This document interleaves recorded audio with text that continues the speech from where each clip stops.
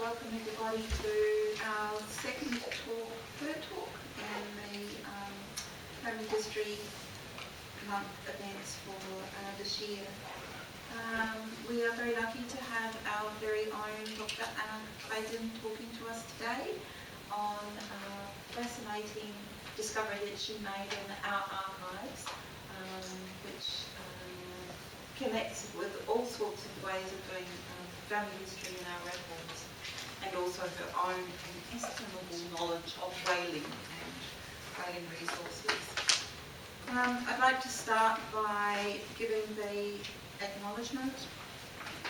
So we at Libraries Tasmania acknowledge the Tasmanian Aboriginal people as the traditional custodians of this land, and we pay our respects to elders past, present and future who hold the memories, traditions, culture and hope of Tasmania's First Peoples. Libraries Tasmania also pays respect to the resilience and strength of the Tasmanian Aboriginal people and extends that respect to all First Australian peoples. I'd appreciate it if you have phones with you, if you turn them off, that you don't record the talk unless you've asked Anna's permission to do so, and that you hold your questions until the end of Anna's talk. And that you now join me in welcoming Anna once again to the podium.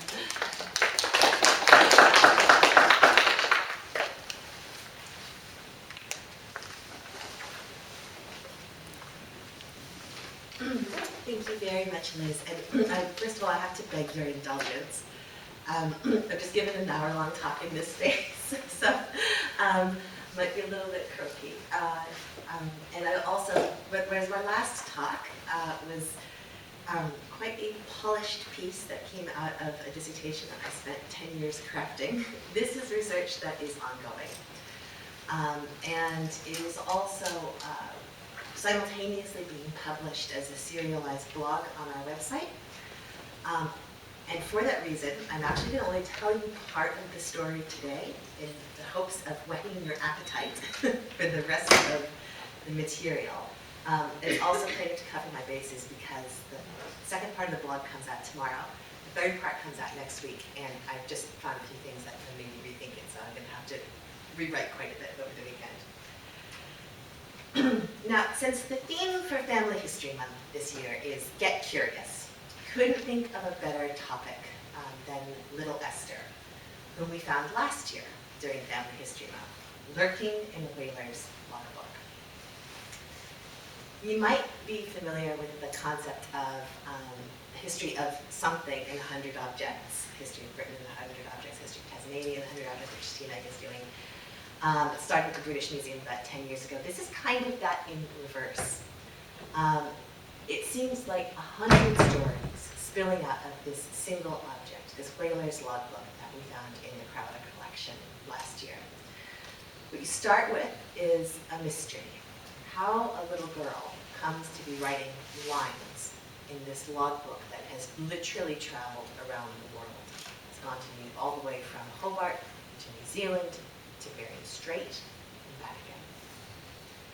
What you end up with is quite an astonishing picture of a Hobart family that's held together by several astonishing women, from a seafaring aunt to a matriarch to a single mother abandoned by her husband, and at the center of it all, this little girl, Esther Mary Paul.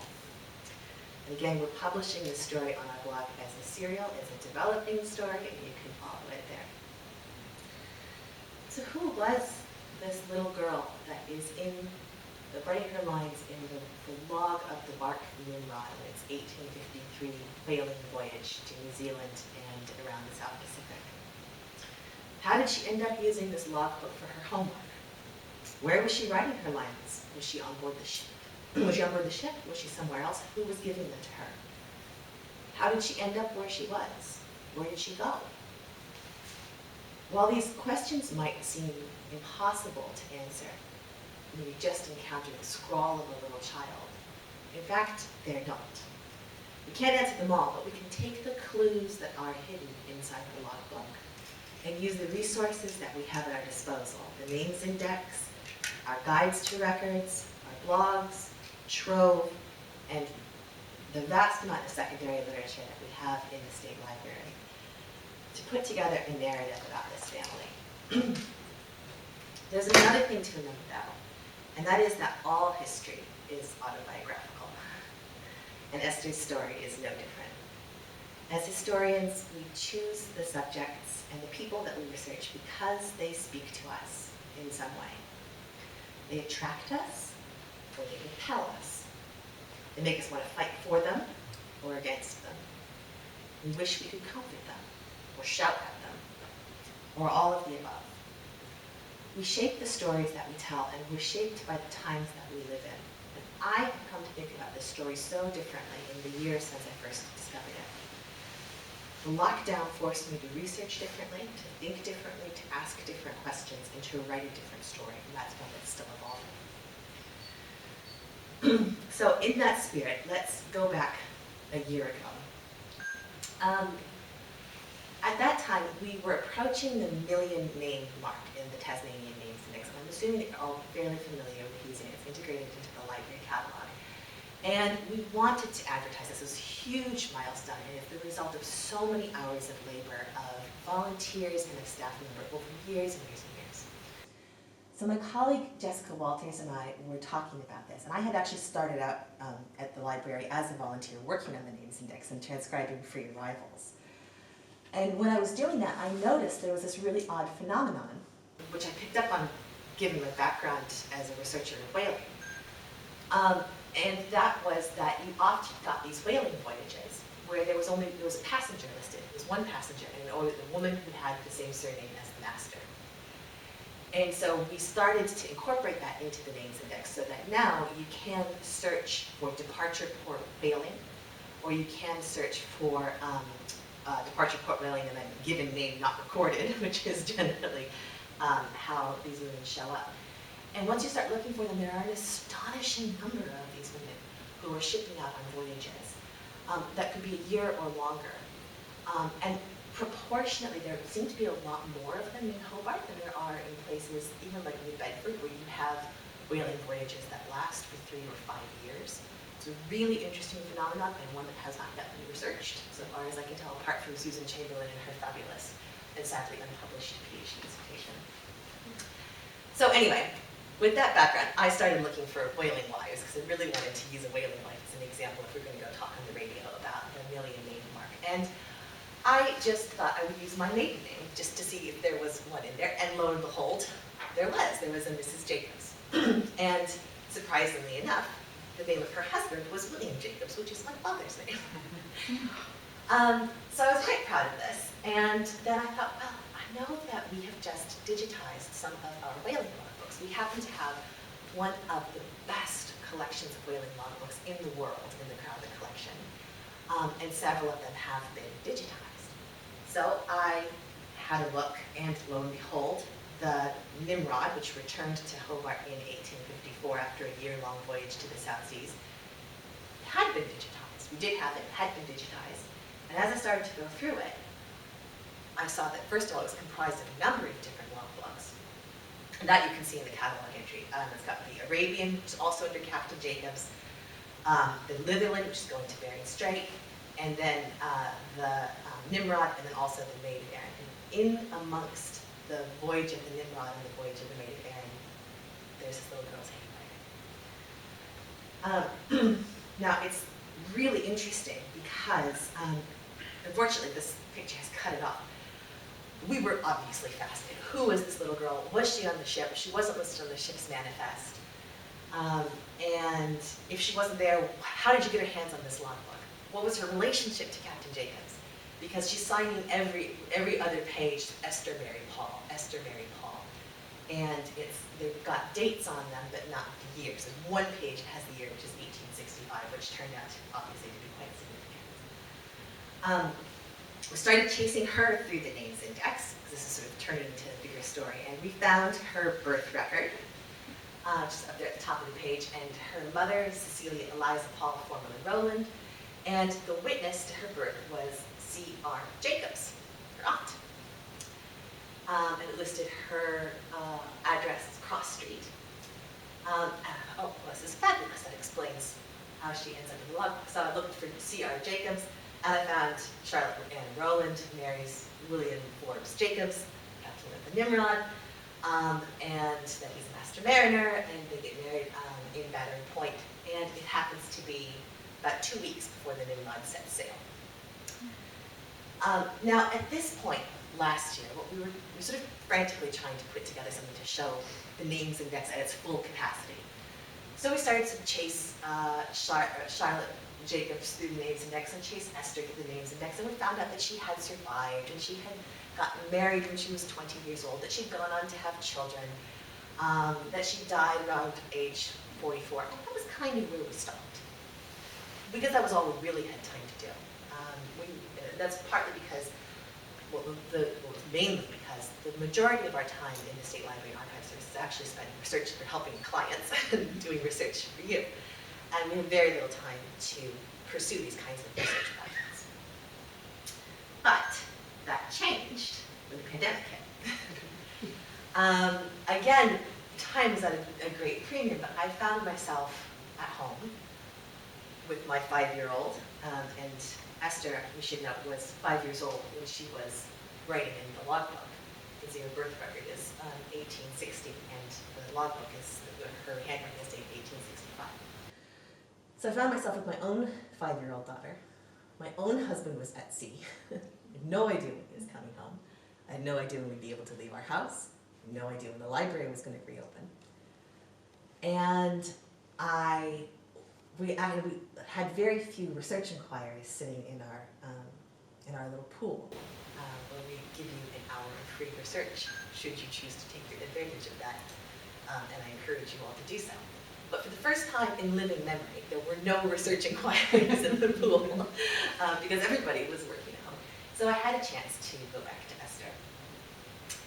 And I was able to think about her in a different way. I thought that what I would do is put together a blog that would explore our digital collections, that would model for researchers in Tasmania and around the world how you can make use of the library when you're not able to come in. And what that meant was that I then started to broaden my field of inquiry quite a bit. I really started to make inventive use of Trove, in addition to going through the names index and not just looking at Esther's sort of direct line of descent, but starting to track out the people who were witnesses to the births and the deaths of Esther and of Esther's family, and starting to go through the valuation roles, figure out where they were living, and what their geographical relationship was with each other.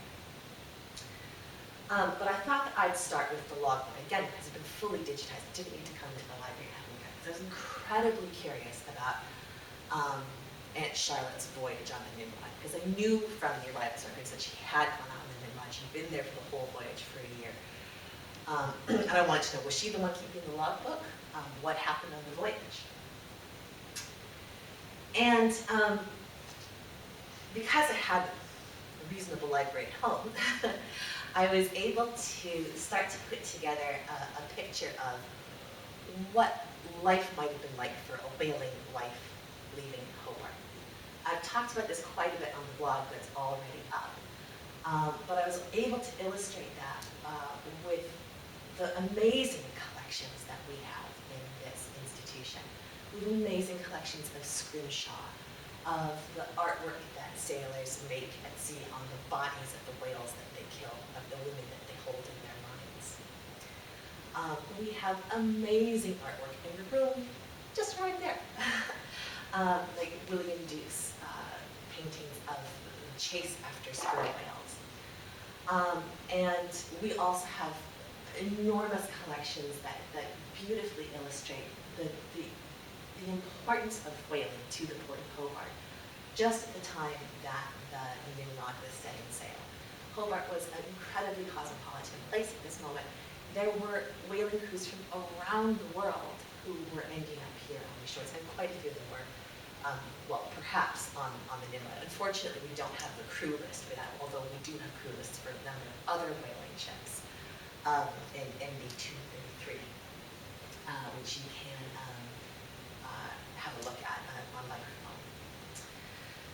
Now, the story of the Nimrod is one, again, that we trace in the blog, and its voyage to New Zealand, to the Bay of Islands, and up to Nauru.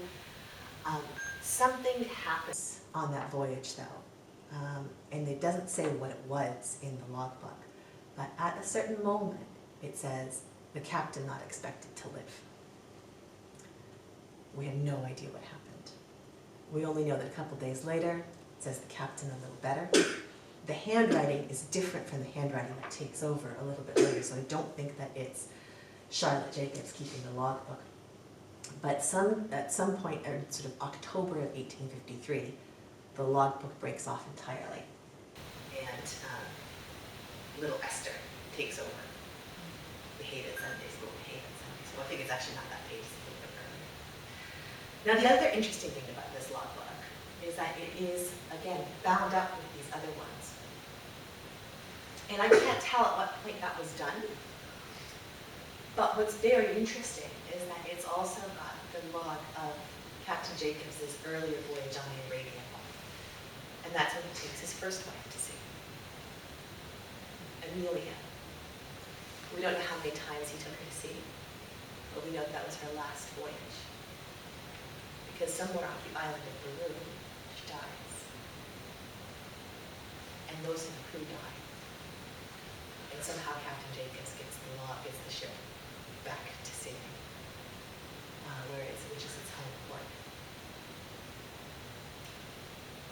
And if that log is bound in the way that it now lives in the state library, and I have no reason to expect that it didn't, that means that when Charlotte Jacobs goes to sea in 1853, she's got the ghost of her predecessor on that ship, living in the logbook along with her. But that's just one story of the logbook. The other question is, how did Esther come to be writing them? And this is the story that I'm going to be publishing tomorrow in the book. We had to figure out where Esther came from, how she ended up where she did. And I started to pursue her immediate family through the names index to find her father's occupation, their addresses, the births and deaths of her siblings. I also started chasing after people who were witnesses to important life events. I double-checked their addresses and occupations, and I also cross-referenced that against the movements of Captain Jacobs and of Mrs. Jacobs, who often traveled with him as he was going in and out of Hobart in voyages after the Nimrod. A family network started to emerge that was centered on Brisbane and Argyle streets and then on Battery Point and Sandy Bay. It was a network of people who were middle class but very precariously perched in the middle class, always just on the edge of disaster. And it's during the Depression of the 1860s, a time when Hobart is described as unremittingly dull, depressed, and with a shrinking population as a result of immigration. So what starts to emerge is the story of tragedy and of uncertainty, but also of this deep relationship between Charlotte Jacobs, seafaring aunt, and her older sister, Cecilia. Cecilia is about 8 years older than Charlotte, and Cecilia's 22 when they come in 1842, and Charlotte is 14. And Cecilia gets married right away. She marries this man, John Paul, who is at that point a general dealer in Hobart. And then she immediately begins having babies. And the whole time that her sister is at sea, right through 1842, all the way up to 1863, Cecilia, Roland, Paul is having children, 20 years of having children. Quite a few were born and died during this period, and we actually don't know how many.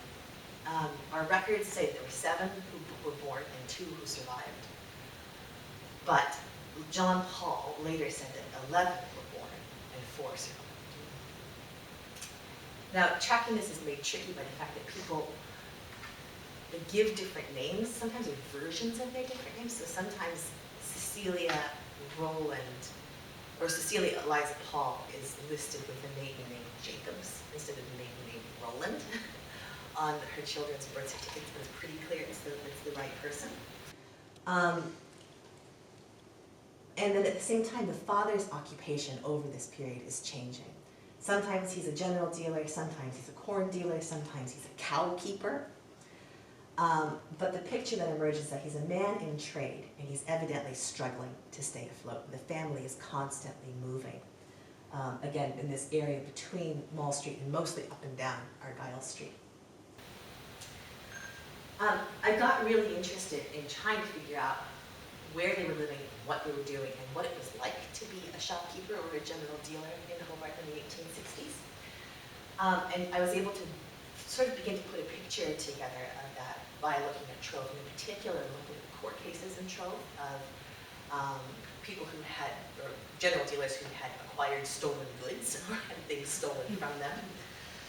There were plenty of people in the same situation of being very precariously middle class in the same area of Hobart, both men and women, who sold a wide arrangement of secondhand goods. They turn up in the newspapers fairly often, usually in connection with receiving stolen goods, which included everything from papier-mâché tables to trousers to bacon. The chain of custody for the bacon is particularly interesting. They're also always at risk of being robbed themselves. And there was a lot of violence that was directed against these shopkeepers. When Esther was 2 years old in 1862, a man barged into a neighbor's shop, pulled his coat off and declared, "I will thrash you and knock your brains out when I catch you." There are plenty of other accounts in the newspapers of threats and violence, which mainly sprang from debts. And the work of general dealers and others in this similar situation in terms of lending money is something that's a little bit tricky. I need to figure that out exactly how that works. I scoured the Trove to see if I could find any similar accounts of the Hall family, but I wasn't able to find any. But they seem to have escaped violence as reported in the newspaper, but not misfortune. This is an 1898 map of Hobart that shows that Argyle Street, actually you can't quite see it, I haven't got my pointer, but you know Hobart, I know where it is. So you can see Elizabeth Street there, over Argyle Street. So this 1898 map shows that the area where Esther was born was still a hot spot of infant mortality, dysentery, typhoid fever, and scarlet fever well into the end of the century. The year before Esther was born, her parents lost their 1-year-old daughter, Charlotte, probably named after Charlotte Rowland Jacobs, to dysentery. And then came the flu epidemic in 1860, which was just before Esther was born. Or Esther was born as aftermath, rather. And in 1862, the household was struck with dysentery again, which killed her newborn baby brother, William.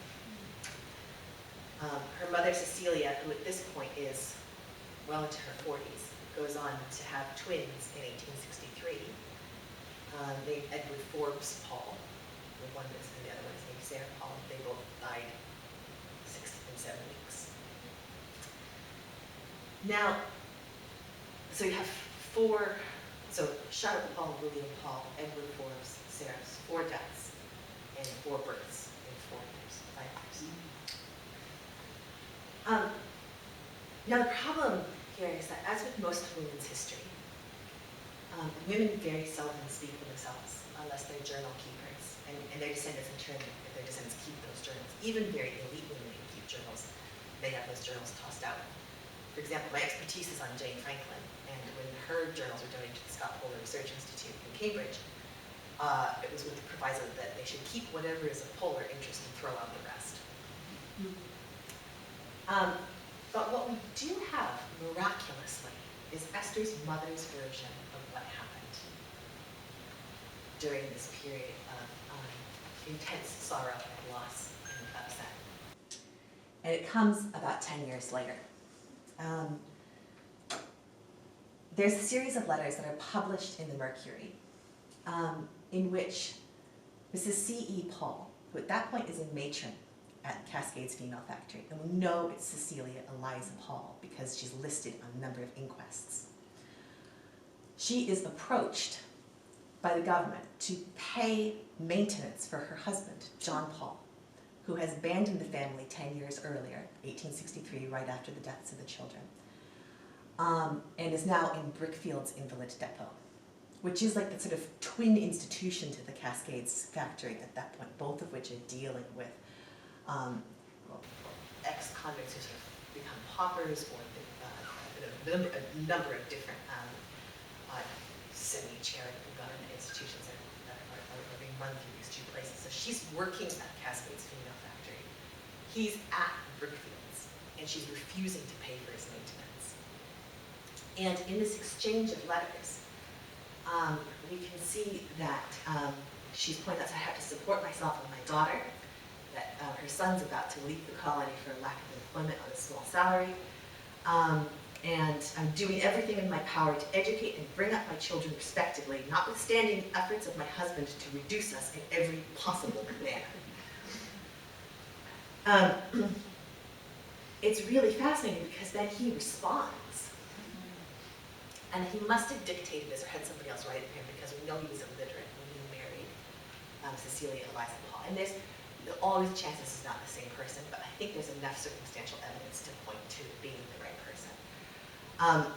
He says that his wife is claiming in the newspapers he's been a bad husband.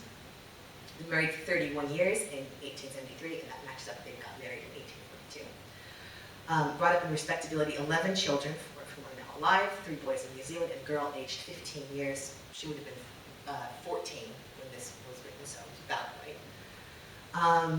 He says he was a dairyman, and he was laid up with rheumatism about 10 years ago. And having but one leg, could not look after my business as I formerly did. Therefore, it gradually failed, and I was obliged to go hawking in the country. Upon my return from New Norfolk about 10 years since, about 1863, I found my home broken up, my wife and family gone, taking with them all my furniture and effects to the value of £70. Now, I need to check through this a little bit more carefully before I publish it next week. There are a couple of ways I can kind of cross-reference. There's also he gives people who can vouch for his character. We actually have some of their collections in the archives. So we can go and look at the diary of Mr. Crouch, the late under-sheriff. I can look through the Tasmanian Gazette to see if he was in fact employed, as he says, as a town surveyor for 4 years. And there's also the records of the Benevolent Society, which he says he's been involved with, so I can check that as well and see if it's the right John Paul. But I think there's enough circumstantial evidence at this moment that I'm tentatively willing to say that it's the right person.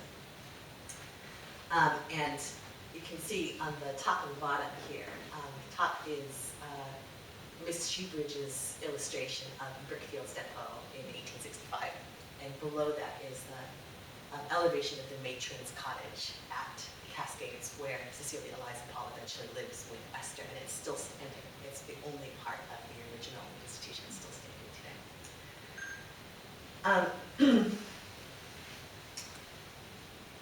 What we do know is that somewhere around 1863, or between 1863 and 1865, Esther ends up at Cross Street, Sandy Bay Road. That's the address that she's writing over and over and over again in this logbook, evidently trying to memorize her new address. And that supposes the question, who is it that's getting her to write these messages, to write her lines in the book? Where's Cross Street, Sandy Bay Road? Which is a question that's been asked in the blog already. How many people were living there? I thought for a very long time that Cross Street would have been a house that had been owned by Captain Jacobs. There was a Cross Street in Battery Point. It's now McGregor Street, right there, right at the middle. I'm not sure if this goes. There we go. That's Cross Street. There are still many of the original houses right there. We know that the Rowland family was somewhere along here in Cowley Street. We also know there were lots of whaling captains who had houses in and around here. It would make a lot of sense for that to be a residence of the Jacobs family. But the Jacobs family never lived in this place. Never lived in Cross Street, never had their own residence under their own name in Cross Street, St. Europe. That was actually the mother of the family, the matriarch, Charlotte and Cecilia's mother, Cicely Rowland. I still don't know if this is the right Cross Street. The valuation rolls indicate that it's actually something from the other streets that are around it, Reed Street, Ward Street, Russell Crescent. It looks more like it's kind of around where Woolies is in Sandy Bay now. But I can't find any evidence of a Cross Street having ever been there. That's kind of a mystery at the moment, but you can see there's Mrs. Rowland who has the dwelling house at Cross Street. What seems to have happened is that the Jacobs family were also living there with Cicely Rowland, with her son George Rowland, and now with the surviving children of the Paul family, Esther married, probably her older brother, or older brothers, and her mother, unless her mother was living at Cascades. Again, something that I need to follow up on. The Jacobs family had been living on and off Cross Street whenever they were on land together. They were going to sea together pretty constantly between 1854 and 1864. But they had run into financial trouble when Captain Jacobs had to burn through his savings to pay his crew on the brig Union when the owner didn't pay them. He didn't go whaling again, and then in 1864 he was a chief officer on the brig William Buchanan. I found accounts of this in Trove from the Sydney newspapers, which was running out of Sydney, caught on fire and burnt to the waterline, and William Jacobs was badly burnt trying to save the crew. He survived, and he and Charlotte came back to Hobart in 1865 and found their arrival record. And it's later that year that we find Esther writing in his logbook and writing, "Love your grandmother, Esther." He's clearly living in her grandmother's house. William Jacobs never went to sea again, but he did advertise as an instructor of navigation again at Cross Street same year. It would have been a tiny, cramped house. If you look at the, it's a dwelling house that's worth 25 pounds. We have no idea how big that is, but it's not as big as some, and it's bigger than others. Now the next question is, the logbook is full of lessons that were written out for Esther by someone. We don't know by whom. It couldn't have been her grandmother, because her grandmother was illiterate. Her grandmother had signed a number of the children's birth records with a cross. So it might have been her mother, might have been Charlotte Jacobs. I don't think it was William Jacobs, because we have an example of his handwriting from earlier in the logbook, and it doesn't seem to match. Because we had done a series of blogs last year on the history of public education in Tasmania, we actually have quite a good resource to fall back on, one that's been put together by the entire SLAS team, about how children were educated in the 19th century, about what was expected of them, about what they were likely to learn, and where they were supposed to be at different points in their career. So what's interesting is what Esther is being taught and at what stage of her life. What's being copied out from her in the logbook are street ballads. It would have been picked up from street ballad hawkers in the streets. Quite a few of them are very sentimental. A lot of them are about emigration, the pain of emigration. A lot of them are about the pain of separated families when the husband goes to sea and the family stays on shore, which are not unlike the sea shanties I sing to my daughter when she goes to sleep at night and her dad's at sea. A lot of them are actually quite dirty. Not quite dirty, actually, but they're pretty raunchy.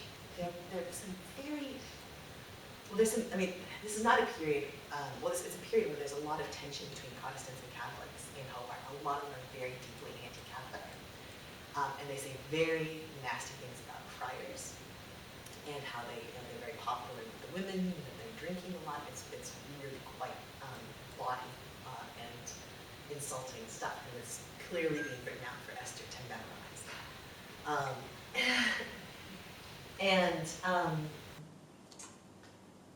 There's another angle to examine is where are they picking the ballads? Like, we actually have quite a good collection of ballads here.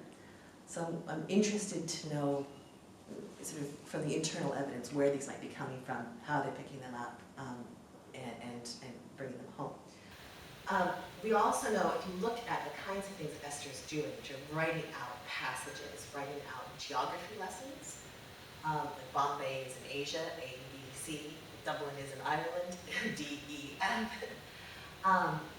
We can see from what was expected of children in 1865, roughly where Esther should be. She's about in class 2. The compulsory public education wouldn't begin until 1868, and it would begin with 7-year-olds. So she's working at about the level of an 8-year-old when she's 5. And she's clearly, I can say she's doing a very good job. Having had a child of exactly her age trying to replicate the same lessons. So what happens to her afterwards? How long does she stay at Cross Street, and where does she go after that? I know some of this, but I'm not going to tell you because it's going to come out in the blog next week. What I can tell you is that there's a murder. I can tell you that there are several marriages. I can tell you that there's prosperity. I can tell you there's joy and that there's sorrow. And if you want to find out more, you can read all about it in the blog.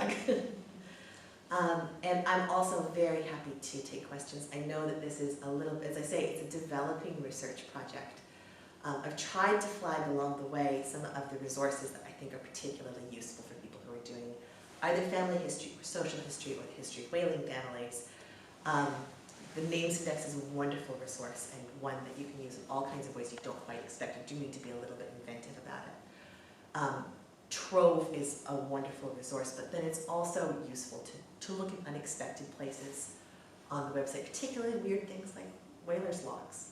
You can find all kinds of things in there that you wouldn't expect to find. And they're useful in all kinds of other applications. If you do have a young person at home who is in the midst of their learning journey, those are fabulous pieces to recreate a lost world in which you have whales of species that don't gather together in numbers in the same way today as they did in the 1850s. You can track natural history through those logs. You can track climate change through those logs. You can track the trajectories of families from Hobart around the world, and they're fabulous. But on top of that, I exhort you to try and look through our guides to records on the website. These are wonderful places where you can extract so much information from the catalog, so much more than you could by just doing a search. And I expect that each and every one of you here, anybody who's listening to this, could do a much better job than me on this. If you have time at your disposal, and if you were to come to all of these family history talks, from the fabulous one that my colleague did on Tuesday, I don't think she's still here, but my colleague Allie did on Tuesday about the history of adoptions. We've got one coming up on building history. We've got a fabulous program, and if you were to pay attention to all of those, you could do exactly the same kind of thing and so much more, reconstructing your own family history. And please do not forget that we also have the blogs, which are wonderful, I hope they are wonderful sources of information, and we are always at your disposal for reference inquiries. You can get a free hour of research from any one of us.